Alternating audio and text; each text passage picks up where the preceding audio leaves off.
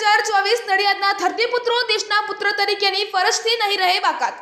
લોકસભા ચૂંટણી 2024માં કરશે અવશ્ય મતદાન। પ્રાકૃતિક ખેડૂત અરુણભાઈ શાહ દ્વારા લોકસભા ચૂંટણી 2024માં અચૂક મતદાન કરવા આપેલ। મતદાન કરવું એ આપણે નાગરિક તરીકેની ફરજ છે। પ્રાકૃતિક ખેડૂત શ્રી અરુણકુમાર શાહ ફાર્મર ફ્રેન્ડ તરીકે કુલ 3000 થી વધુ ખેડૂતોને પ્રાકૃતિક ખેતીની તાલીમ આપનાર અરુણભાઈની જિલ્લામાં મતદારોને મતદાન કરવા માટે અપીલ।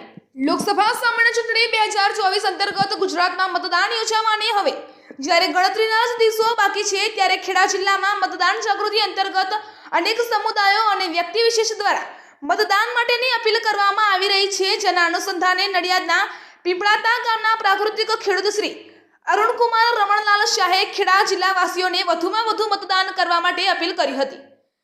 આ ચૂંટણીમાં અચૂક મતદાન કરવા માટે કટિબદ્ધ 71 વર્ષીય પ્રાકૃતિક ખેડૂત શ્રી અરુણકુમારે જણાવ્યું કે મતદાન કરવું એ આપણી નાગરિક તરીકેની ફરજ છે।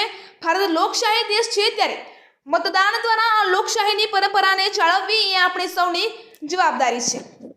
શ્રી અરુણભાઈ શાહ છેલ્લા 5 વર્ષથી પ્રાકૃતિક ખેતી કરી રહ્યા છે। તેઓ ખેતીમાં ઘઉં, વિવિધ પ્રકારના ડાંગર, ચોખા, રાઈ, રાજગરો, બાજરી, ચણા જેવી ખેત પેદાશોનું વાવેતર કરે છે, જેનું મૂલ્યવર્ધન કરીને ડાયરેક્ટ વેચાણ કરે છે તથા વિવિધ ફળો તથા બાયોડાયવર્સિટી માટે ફૂડ ફોરેસ્ટરી જંગલ મોડેલ વિકસાવી રહ્યા છે। આ સાથે જ અરુણભાઈ એક ફાર્મર ફ્રેન્ડ તરીકે અન્ય ખેડૂતોને પણ પ્રાકૃતિક ખેતી કરવા માર્ગદર્શન આપે છે। તેઓએ અત્યાર સુધીમાં કુલ 3000 થી વધુ ખેડૂતોને પ્રાકૃતિક ખેતીની તાલીમ આપી છે। ત્યારે આ ધરતીપુત્રો દેશના પુત્ર તરીકેની પોતાની ફરજથી બાકાત ન રહેતા પોતે મતદાન કરી સૌને મતદાન કરવા અપીલ કરી રહ્યા છે।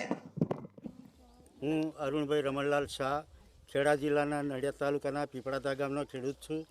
આ વર્ષે 2024માં લોકસભાની ચૂંટણીઓ આવી રહી છે। તેમાં 7 મેના રોજ ચૂંટણીમાં લોકો આપણે ખૂબ સારા પ્રમાણમાં મતદાન કરીએ। હું પોતે મતદાન કરવાનો છું। આપણો દેશ લોકશાહી દેશ છે। લોકશાહી એટલે લોકો વડે, લોકો દ્વારા, લોકો માટે ચાલતું લોકતંત્ર।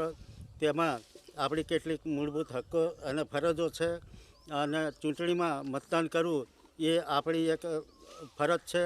તો આપણે ખેડા જિલ્લાના સૌ મતદાર ભાઈઓ બહેનો વિશાળ સંખ્યામાં મતદાન કરીએ, અચૂક મતદાન કરીએ તેવી અપીલ કરું છું। જય ભારત।